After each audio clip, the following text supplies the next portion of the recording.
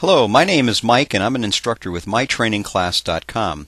Today I'm going to show you about action buttons, and in particular an action button that will trigger off a YouTube video from within your presentation. One of the things we want to make sure is that we have the drawing toolbar on the bottom of our screen, and you can check by just going to View, double click, Toolbars, and make sure there's a check mark next to Drawing. If you don't see the Drawing toolbar, this is what you'll have to do. So you just put a check mark there and you have the Drawing toolbar. I happen to have the Drawing toolbar down here, and what I'm going to look for is in an area called Auto Shapes.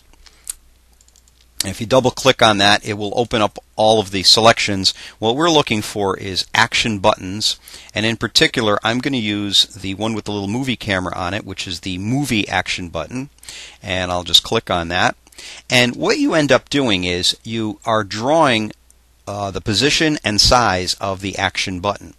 And don't worry about where you're putting it and how big it is. It doesn't much matter. But you draw the action button on the slide that you want it on, and as soon as you release the mouse button, an action settings dialog box pops up. Now there are some choices here that you have to make in order for this to work. The action settings can actually trigger off by either a mouse click of the action button or what is called mouse over. Mouse click means you simply have to click on the button on the slide and it'll trigger off. Mouse over means you just bring your mouse cursor somewhere near it and it will trigger off. Your choice. Most people choose mouse click. So the action that I want to happen on a click is I want this to hyperlink to a YouTube video. So what I'll do is I'll choose hyperlink to, and then go to the down arrow on the right hand side, and I'm going to scroll down to where it says URL. Another window opens up, and this is actually where the address is of the YouTube video. You have to put this in.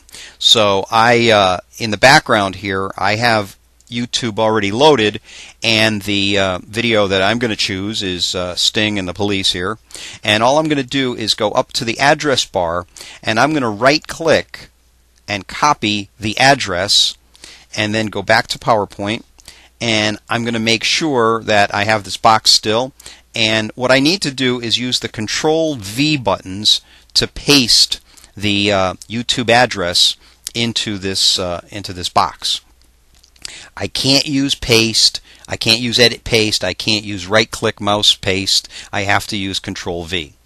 So at that point I have the address in there, I click OK, and I don't need to do anything else. Just so you'll know though, you don't have to hyperlink to YouTube videos all the time. You can run other programs, you can run other PowerPoint presentations from within here, but today I'm showing you YouTube videos. So at this point I just click on OK, and here I can go ahead and at this point I can move the action button or resize it if I want it to. Okay, so that's why in the beginning I said it doesn't much matter where you put it or how big you make it. You can adjust it later. Once you're done sizing it and positioning it, you can click anywhere on the slide and you're pretty much good to go. Now the only way you can test this is if you actually go to show the slideshow or view the show, and it's in the slideshow mode. At this point you can take your mouse, click on the action button, it will then take you out to YouTube, and let's just try it here. It'll take you out of the presentation. Now in some cases it does take a little bit of time, so you may want to have something prepared as you're doing this, so you can talk while all this is happening in the background. It does take you out of PowerPoint, so just be aware, and it will take you to the YouTube video. At that point, once it lands on that particular website and that particular address, which is doing right now, okay, you would show the video, and at that point when you're done you could click back onto your PowerPoint presentation and you're good to go. Okay, this is going to take a little bit of time, so I'm just going to go back to the PowerPoint. At this point, you're done. You can go ahead and click click your next slide if you have any, and you can proceed with your PowerPoint show. There we go. So that was briefly how to put action buttons on your slides. Again, my name is Mike. I'm with mytrainingclass.com, and you can check out our website for any other online classes that we offer. Take the classes from the comfort of your home or office. Thank you for joining us today.